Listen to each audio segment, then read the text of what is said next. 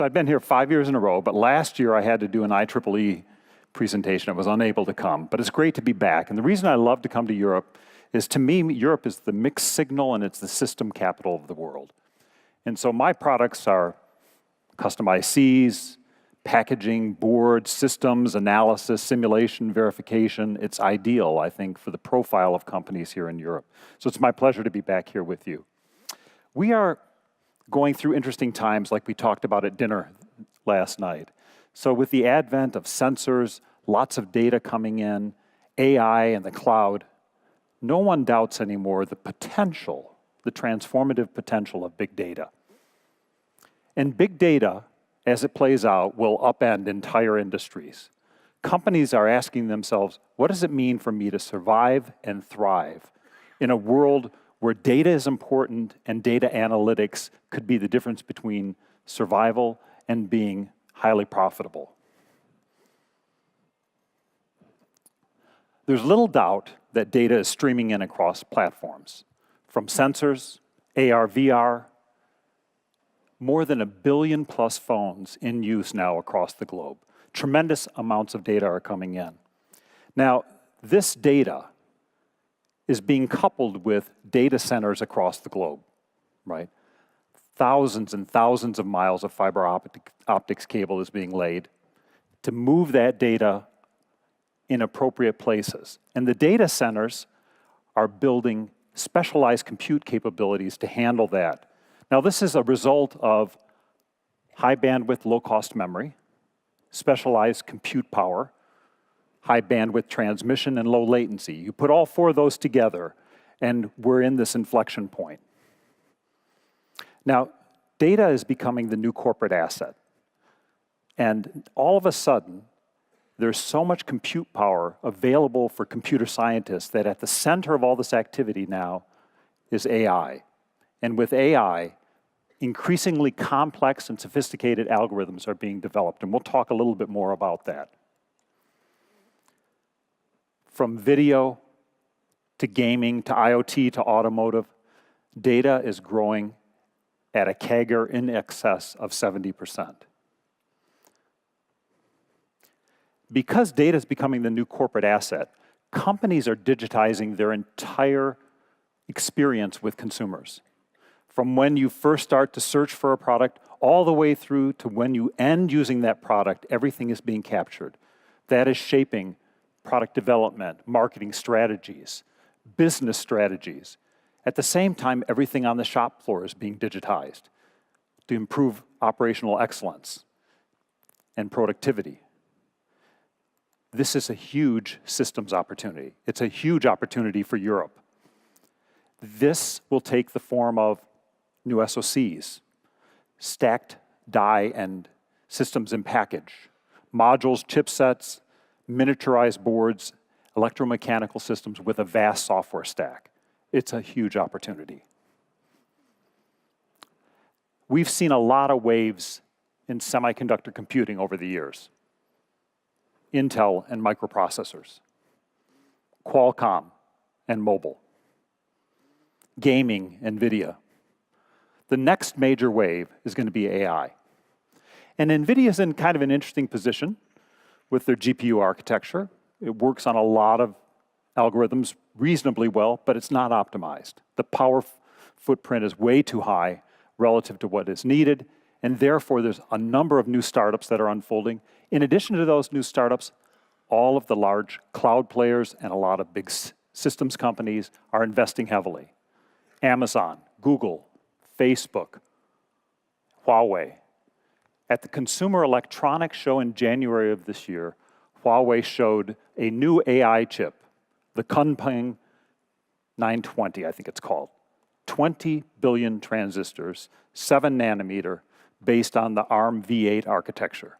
Think about that, dedicated to AI processing. Now, while the semi-industry is going to see great growth over the next 8 to 10 years, the AI segment will grow at 3 times that rate. Everybody's wondering, what does it mean for my company, and what does it mean in terms of opportunity? Now, as 5G matures difference between rollout and matures, as 5G matures, this will actually accelerate big data and AI. 5G won't be 4 times faster than 4G. It will be 40 times faster than 4G with much higher bandwidth. It will be the basis, the foundation for the driverless car, the smart city, automation on the factory floor with IoT. But it will require a lot of interesting technologies. A lot of things have to be miniaturized, and it is a combination of RF, millimeter wave, and microwave that has to be unified and working together. And so it'll mean analog, RF, everything, including optical, in a package. Lots of MIMO antennas with very, very small footprints scattered all over the place. Now, pilot programs are underway. In fact, there's one with Verizon right now in Chicago. Hasn't gone very well. Most of the pilot programs right now are struggling to get all of the infrastructure in place for 5G to really work well. And then, of course, you need 5G enablement on your phone. But give it time. And in a few years, we'll wonder how we did without it. Okay, another dynamic that's changing our lives that we should take into account. We all know Moore's Law. It has been the perfect storm for electronics. I know everyone in this room thinks that it's your hard work and it's your brain power that has made you so successful. It's easier to be successful if you're riding on top of a tidal wave. And that's what this has been. Think about it. Every time we push to a new node, we double the number of transistors every 18 to 24 months. What does that mean? Smaller footprint, lower power, higher performance. Wow, lower cost. That's been the rule now for decades upon decades. The rule is changing. The rule is changing. While it's still in place somewhat for big digital, maybe memory, maybe processors, at advanced FinFET nodes, just like that 7 nanometer chip, AI chip from Huawei HiSilicon, it's getting very expensive. We know as device physicists, maybe 3 nanometers, maybe 2 nanometers. Design starting right now at 5, so we're getting close. The physics challenges will overwhelm the scalability of CMOS. And so on the left-hand side of this chart, you see the world of more than more. The physical world, analog, RF, photonics, MEMS, sensors, they have never scaled like digital has scaled, right? And so what we'll see in the future in the world of more than more is we will see optimized physical with high bandwidth memory and high bandwidth and high performance processing power in a package, wafer level stacking, modules, and more.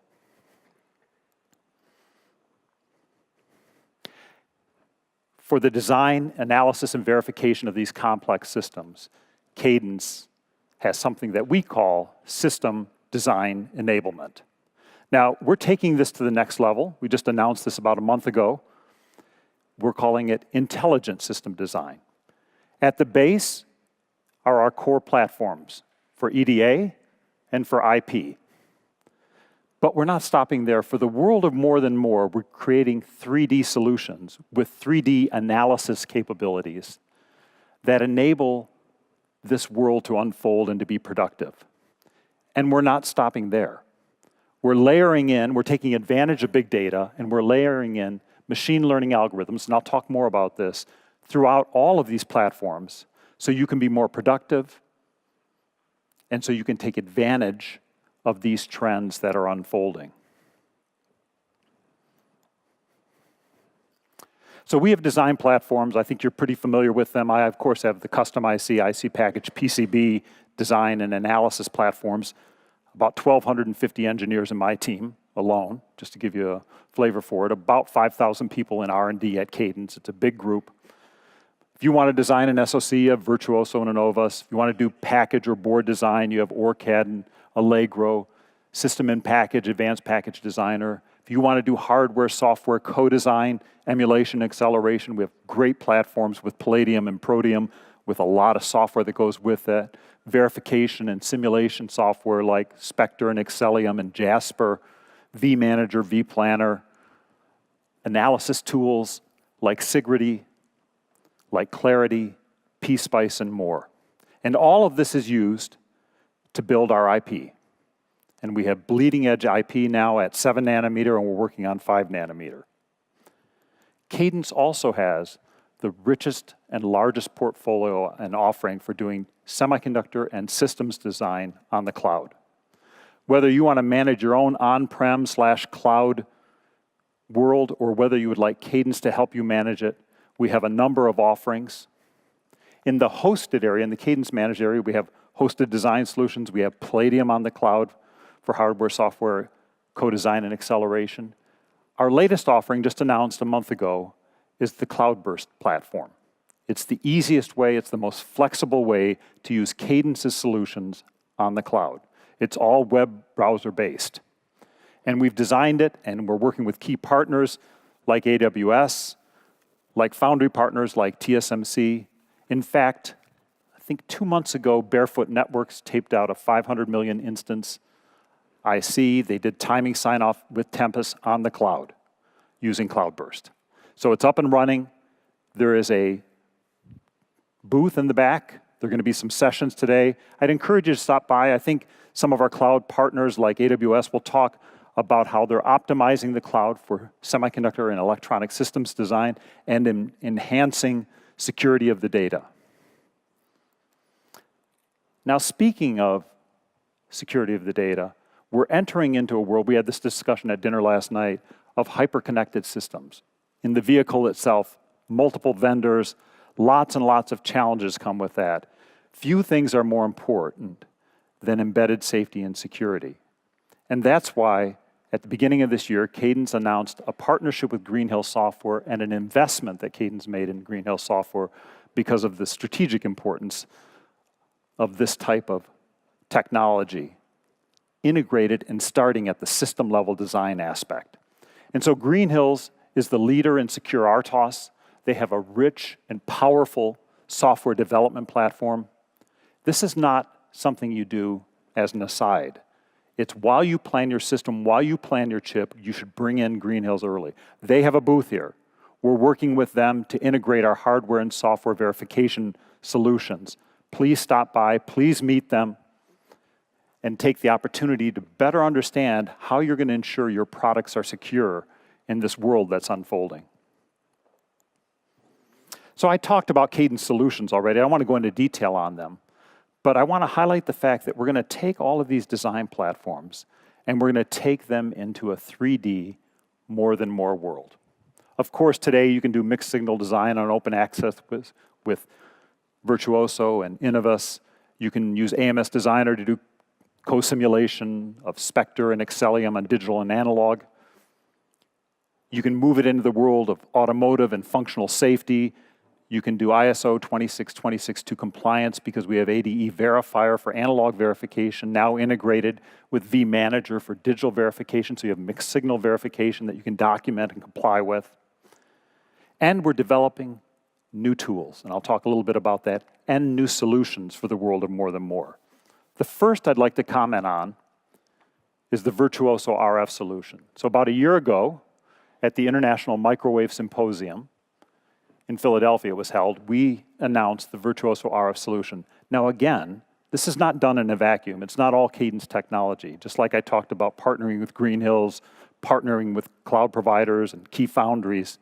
In this case, we partnered with a leader in 5G in test and measurement, National Instruments. And with National Instruments, we got access to all the 3.5 models, all the models for millimeter wave design. And so now you can co-design not only CMOS, but gallium nitride, gallium arsenide, SiGe, as part of an RF solution and a millimeter wave solution. And you can design not only the chip, but the package and the module in Virtuoso. Or you can import it from our system and package, Allegro, or Advanced Package Designer tool suite. This includes integrated 2.5D planar level electromagnetics. That is also from National Instruments. It's the Axiom solver, or Cadence's 3D electromagnetic solver, both integrated into the design platform. And while you're designing, analyzing, verifying, your golden schematic is maintained. We also introduced the Virtuoso Photonics solution. Of course, photonics is key for the world of data centers, networking, and automotive. In fact, I live in Pittsburgh, Pennsylvania. I had a spin out from Carnegie Mellon University that Sanjay talked about. Neolinear was acquired in 2004. Uber has a very large site in Pittsburgh. They have about 80 test vehicles on the road. They use a combination of camera technologies, radar technologies, and Lidar technologies. And a good friend of mine runs that software development group. He talks about the need to get 25 gigabits of data in and out of that vehicle per hour, right? That's photonics in the cloud. That's photonics in the vehicle itself with tremendous amounts of storage and edge processing at the inference. Today, actually 3 years ago, they started their test vehicles. All of them had a very, very large mechanical unit on the top, the Lidar unit, cost almost as much as the vehicle itself, with rotating mechanical beacons on it, right? Collecting all of that data. I've seen the latest ones, they're Volvo cars that they use. It is probably 1/5 the size of what it was, and this is just in 3 years. It's going solid state. It's going solid state using a flow just like you see here. So now, inside of Virtuoso, I can co-design, of course, the mixed signal technology using Cadence's offerings, but I can also co-design the electronics and the photonics with our partner, Lumerical, with their photonics simulator. I can co-design the electronics and the MEMS. I can design the chip, the package, the board, the entire system. And I can do analysis for signal and power integrity, thermal, electromagnetics. I can even do the analog beamforming inside of Virtuoso because we have a partnership with MathWorks. And with MathWorks, we've integrated MATLAB into the analog design environment. So I can pull in the phased array system toolbox from MATLAB and do the analog beamforming. So these are the types of more than more solutions that we're taking into our platforms. We're used to a world of more than more, where everything gets smaller and everything becomes more powerful and lower cost. But now we're moving, because of what's happening to Moore's Law, into this world of more than more. But don't kid yourself. In the world of more than more, everything needs to stay miniaturized. The footprint needs to stay small. That's why TSMC is investing billions and billions of dollars each year in advanced packaging for 3D IC, for wafer level stacking, optimizing certain components at larger nodes, maybe like power semis, and other components like digital memory at much, much smaller nodes. Because of this, about a year and a half ago at Cadence, we recognized the need to look at miniaturization and what it has in terms of heterogeneous system design and the physics effects. Whenever we squeeze things down, we have to worry about reliability. We have to worry about thermal. We have to worry about electromagnetics. We have to worry about structural. And therefore, we formed a group about a year and a half ago. We took the power management group out of the digital side of the equation. We took the power and signal integrity group out of the package and board group, and we combined them into one team. And that team is now looking at everything multiphysics. It's now about 250 people strong. It's one of my groups. We didn't stop there. We layered in almost $10 million in incremental funding. And just last month, we introduced our first new product. It's called the Clarity 3D Electromagnetic Solver. I'm going to give you a little feel for this. This was introduced at CDNLive, San Jose, just a month ago. So this was completely re-architected from scratch, keeping the cloud in mind. Everything is architected to be run on the cloud with massive parallelism. And because of the way it's been implemented, we have effectively unprecedented performance and capacity with golden accuracy. Beyond that, it's integrated into the design platforms. You don't want to wait till final sign-off to find you have a problem with electromagnetics.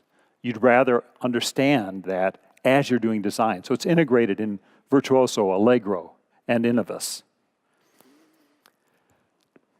Now, I mentioned before that I had a technology company out of Carnegie Mellon University I went to Carnegie Mellon from Avanti back in the mid-90s. And we spun out this company looking at analog IC design automation for both place and route and for synthesis, circuit synthesis. But at about the same time, maybe 2 years before us, there was a second spin-out from Carnegie Mellon University. It became pretty famous, a company called Ansoft. And Ansoft had a very famous tool called HFSS. It's still used today. It's a great tool. Of course, Ansoft got acquired by Ansys, and things have unfolded. I knew Zol Sendes, who was the professor who did a lot of work in this area, and I understand the architecture of what they have. It's a great product, but it is now a couple of decades old. It wasn't architected for the cloud. It wasn't architected for big data. It wasn't architected for small footprint machines parallelized. That's what we have done with Clarity. So the conventional approach today is, let's take the example of maybe a high-speed SerDes, maybe 112 gig, 7 nanometer SerDes. Cadence has a great one, by the way. This is driving the entire data center world, these types of products and IP. What happens? The signal goes across the chip, it goes through a package, goes through a board, goes into a backplane, goes through cables and connectors, makes its way to another chip packaged on a board. All of that has to be modeled accurately and quickly and efficiently. Today, every place, you have to break that into multiple structures. You analyze the individual pieces, and then you stitch them back together. Takes a long time, takes a high memory footprint. It's error prone. With Clarity, we've overcome that. We use the power of the cloud. We use massive parallelism, not just the sparse matrix solver. Those physics have been around for a long time. Also the adaptive meshing. It effectively gives us basically unbounded scalability. And so you don't need to break structures into pieces. You can analyze the entirety. Early results from customers are very encouraging.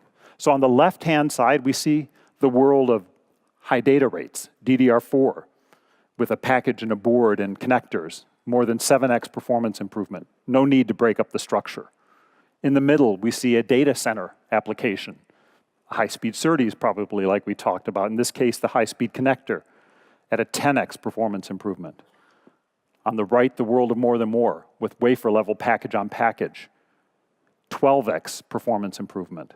The larger the circuit, the higher the performance improvement. Note the footprint. In the middle, 8 gigabyte average memory versus conventionally used today, 256. And on the right, 41 gig versus 500.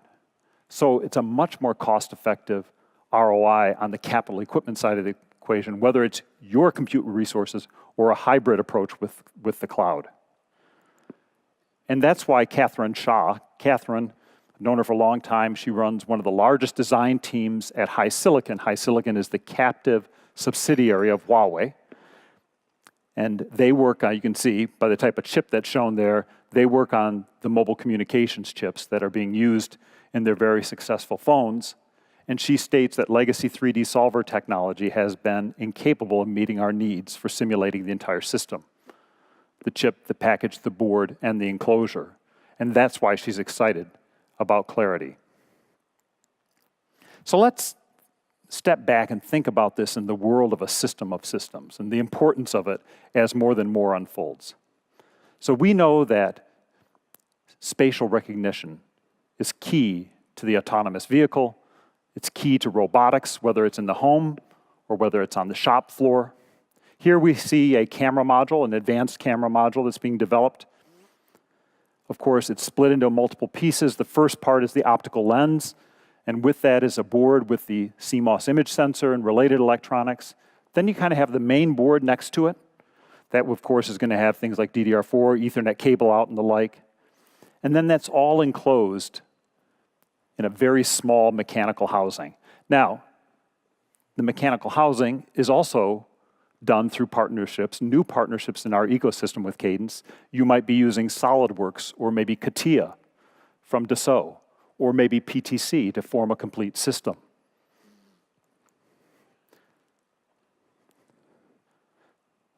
Okay.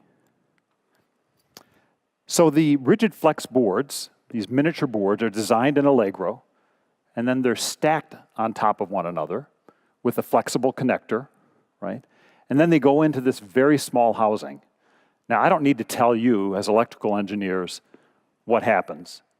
With electronics in small housing, we have to worry about thermal. And we know as temperature goes up, leakage goes up, resistance goes up. And we have to worry about reliability as a result of that. And so on the top right-hand side of this chart, we see that we can do an analysis using the Sigrity Power DC technology of current density versus temperature. As we go to that main board and we have high data rates, then I'm worried about eye openings and signal integrity, EMI. And so I can use a combination of Sigrity Power DC and Sigrity Power SI to make that analysis. But let's now assume that we're in a vehicle of the future, and that this miniaturized camera unit is going to sit near the rearview mirror on the windshield of that car. What happens in the summertime as the sun beats on it year after year after year?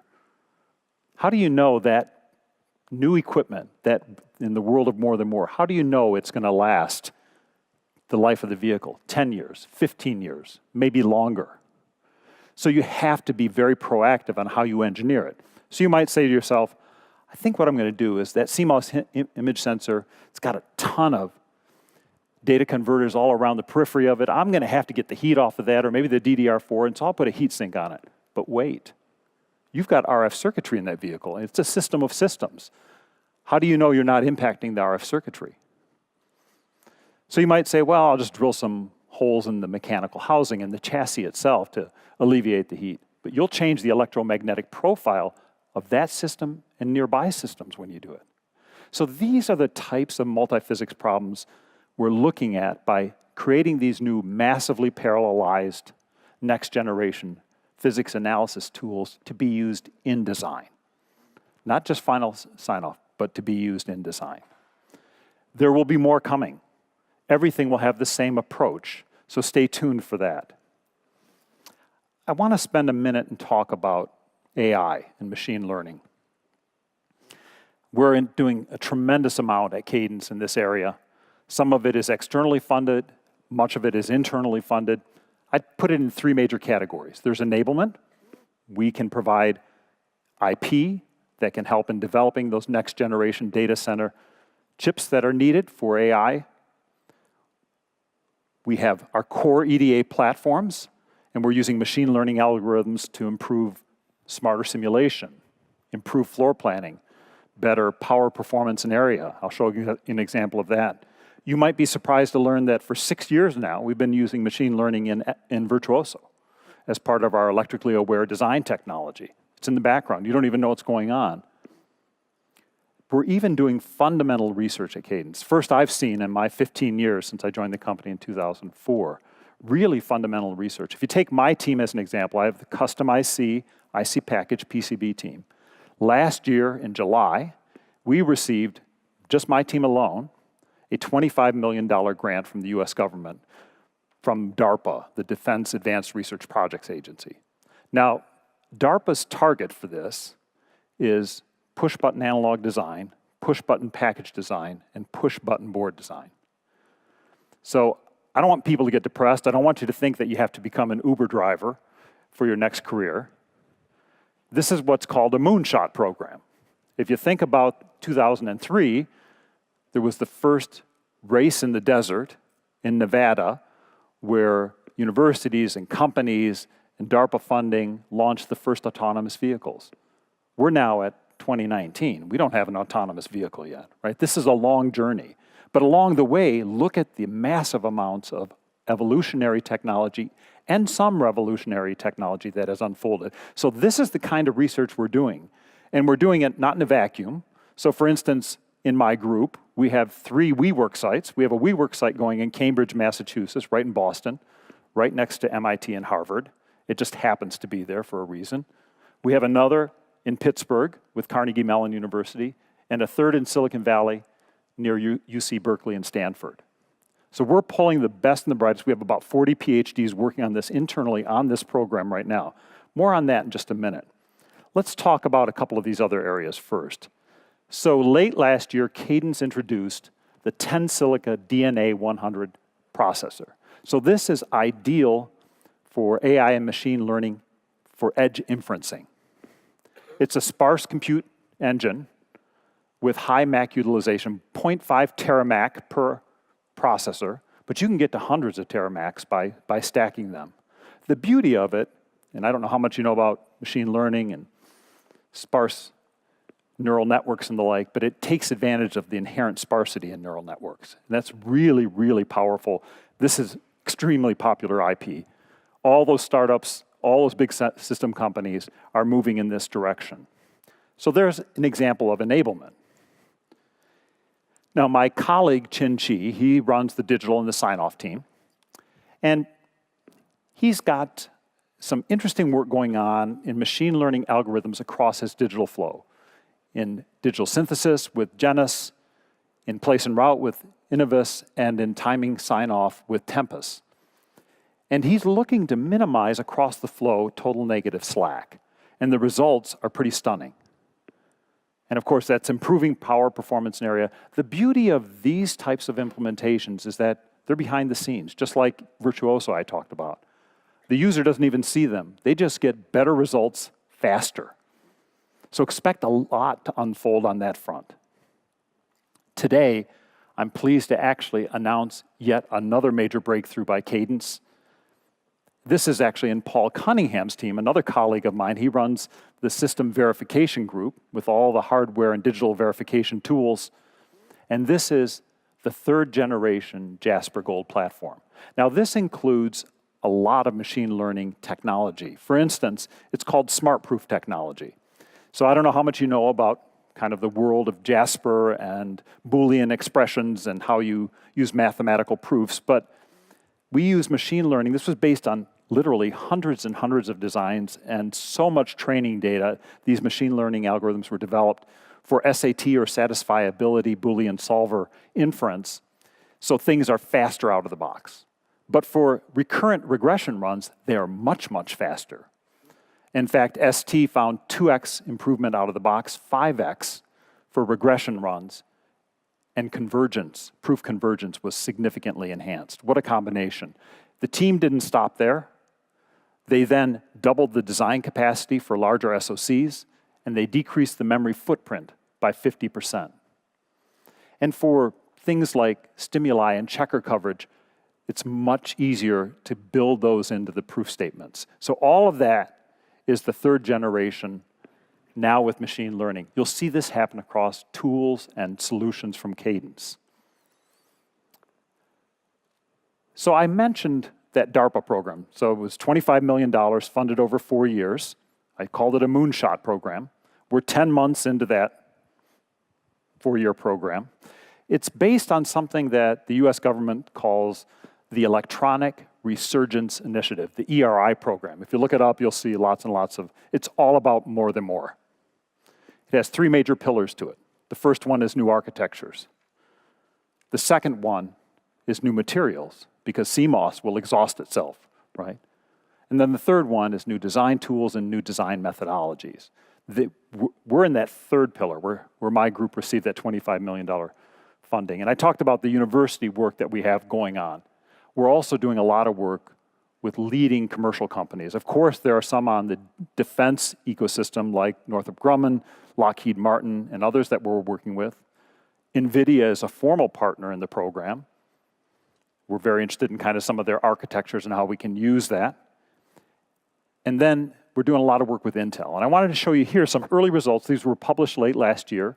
This was machine learning algorithm development we did in that Cambridge WeWork site that I talked about. And it looks at kind of very sophisticated processor interposer routing. And the placement, the routing, the via placement is really critical to make that successful. On the left, I know it's a little difficult to see, it takes Intel, every time they do a variant, about 120 hours of manual routing. With the machine learning approach, we did it in 30 minutes. Now, it's machine learning. So this was November of last year. We've run more designs through it. Same design now takes about 5 minutes to run through. That's the world of machine learning that's unfolding, folks. That's the world of big data that's unfolding.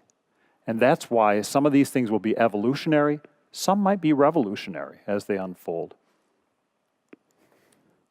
So to conclude, whether you're a semiconductor company or a semiconductor company that's becoming a system semi, which most are, or you're a system company, you should be worried about, you should be interested in how you utilize data and data analytics and what the world of more than more means to you and how you assess these dynamics as you look 5 years down the road and 10 years down the road. I can tell you one of the reasons Cadence is doing so well is we really have the best collection of tools, whether you're designing at the IP level, the chip, the package, the board, or the system. We have solutions and we'll continue to invest aggressively to help you navigate the world of more than more and to make your business successful.